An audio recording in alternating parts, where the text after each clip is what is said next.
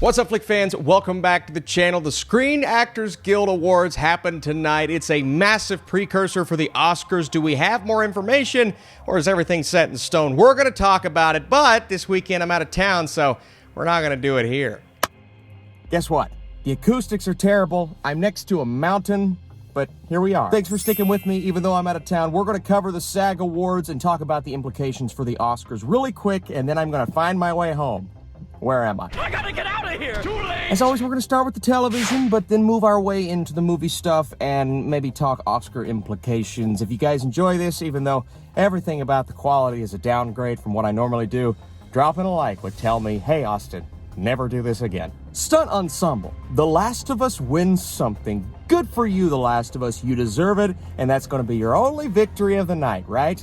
Let's move into comedy actor and actress. Jeremy Allen White, Ayo Edebiri for The Bear. Things seem to be going status quo tonight, and those are the people that I would have chosen to win because The Bear is so spectacular.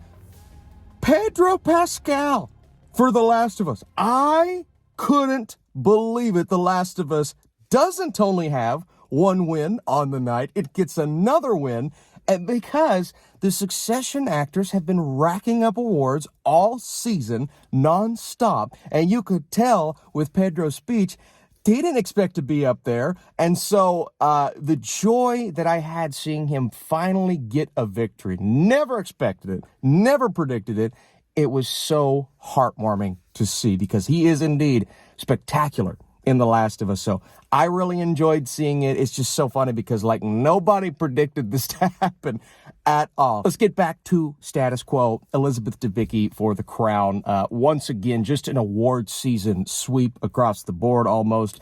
Stephen Yin for Beef. Beef is a spectacular show on Netflix. If you haven't seen it, what are you doing? Watching this crap? Ali Wong wins for Beef. Ensemble in a comedy series goes to who else? The Bear. And then Ensemble in a drama series goes to, I guess that one was more up for debate, Succession. Again, it's just so funny to me that Pedro Pascal won for The Last of Us, and then, yeah, they're going to get Ensemble, but still represent that HBO show. They're both HBO. Okay. Here we go. Let's start with the one award that has no Oscar implications. That is, of course, Stunt Ensemble. Should it have Oscar implications? Yep. Will it? Nope. Unless they change it and give the Oscars a stunt category, which I've been asking for years. But the winner is Mission Impossible Dead Reckoning. Now, if you were to ask me between Mission Impossible and John Wick 4, what would I go with? I would 100% go with John Wick 4. I love both movies, but I just think John Wick 4, the stunts were more impossible, funny enough, to pull off.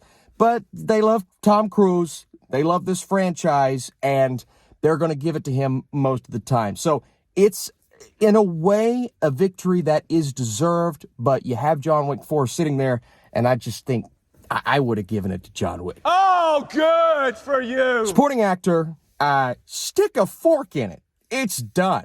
It's Robert Downey Jr., and even if he would have lost tonight, I still would have said he's the front runner. It started out as a Ryan Gosling, Robert Downey conversation. For a while, Charles Melton's like, hey guys, did you forget about me? And then the Oscar nominations come out. He's like, all right, see you later. But in a way, I mean, Robert Downey Jr. has won basically every major award that he needed to win. He was the popular vote with the critic circles. He is the popular vote with every other circle. And it's kind of a boring year in terms of these, what were to be crazy competitive races. It felt like Divine Joy Randolph, who also won tonight for The Holdovers, was the only one running away with it. But now it feels like both she and Robert Downey Jr.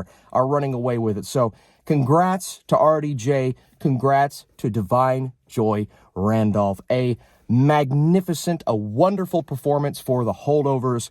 She wins it over Jodie Foster for Nyad. How'd you do that? What a competition that was. It never was. I believe she's lost one, and that's the best of anybody. Lost one major award.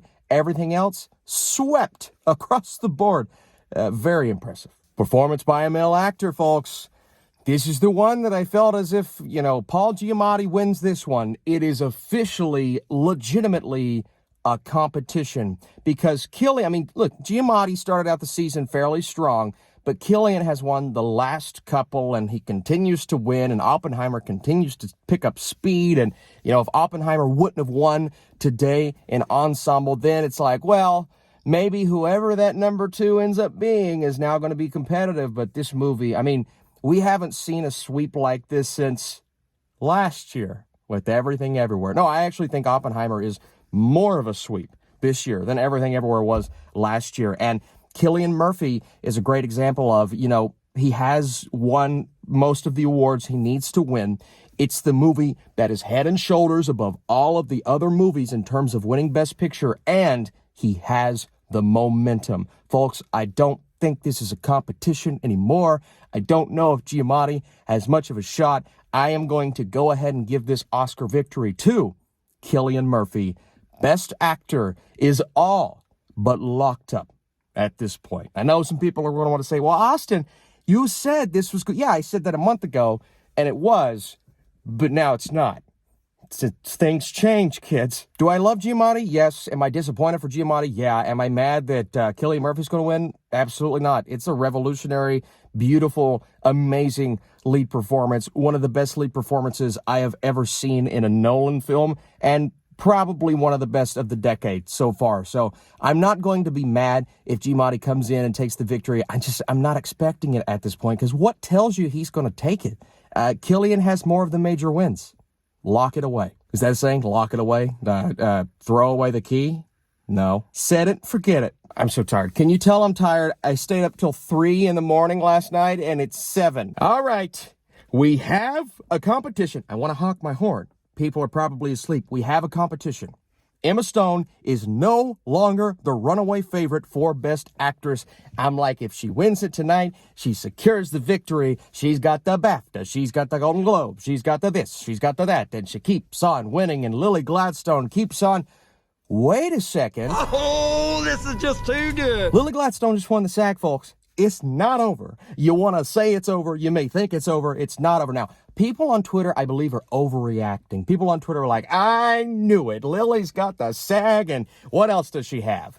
Like 1 or 2 more things. Emma Stone has been the runaway victor most of this competition. So it's not like it's this crazy 50-50 split at this point. I'm still going to give Emma Stone a little bit of that nudge. But there is a such thing as momentum. There is a such thing as Lily Gladstone has never been in this position before. Lily Gladstone is representing so many things that if that wins an award, it's going to be significant for Hollywood. And it's Killers of the Flower Moon's only thing that's probably going to have a shot at winning an Oscar, because everything else, I mean, even the technicals, which I thought had a good chance, man, Oppenheimer and some of these other films and Poor Things with production design, it's just going to sweep those. So you can look at it as Poor Things is going to be the more popular movie with the voters, and so that's going to give Emma Stone a better shot. But you can also look at it as Lily Gladstone is this movie's only representation, and she was the talk of the town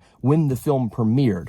Part of me still believes voters are going to see her as more of a supporting-ish performance than Emma Stone. I still think she should have been nominated for supporting actress. That would have given her a better chance to win. And Emma Stone had the momentum before tonight. I know Lily didn't get the BAFTA nomination, but she didn't get the BAFTA win. Emma Stone got the BAFTA win over some other people, and Sandra Hüller. I think her chances at this point are all but done. Not that she got a nomination here, but still, you know, she didn't get the BAFTA. And maybe this is just me going, I just want to see some competition at this year's Oscars, because other than the technicals, everything is kind of set in stone at this point. I mean, director and picture and actor and actress, maybe? And so I think we do have some things to talk about here. And we're going to dive a little bit deeper in a separate video and kind of parse our way through this. And when I have my predictions video this week, I'm going to have to pick a winner. And I'm going to have to be wrong. I have a 50-50 shot. What happens? And so some people are saying that Sandra Hüller is going to eat into Lily Gladstone's votes. Emma Stone is going to run away with this thing once again. But people on Twitter last night were doing the opposite. And they're like, oh, I knew it. Lily's going to win. And I'm like, slow your roll. There's now a competition, and that's what we need to talk about. That's what we need to discuss. So that was the most exciting thing of the night. And then, as expected, cast in a motion picture. This was the last opportunity for one of these other movies to say, hey, I'm here too. Pick me. And guess what? Guess what won? Barbie. Now, look, it's untelling what movie's in second place at this point. I have no clue. And honestly, it doesn't matter. I mean, I want to do a video where I'm giving each movie odds to win, but it's Oppenheimer's award to lose. It's Oppenheimer's award to not sweep, but it's kind of swept.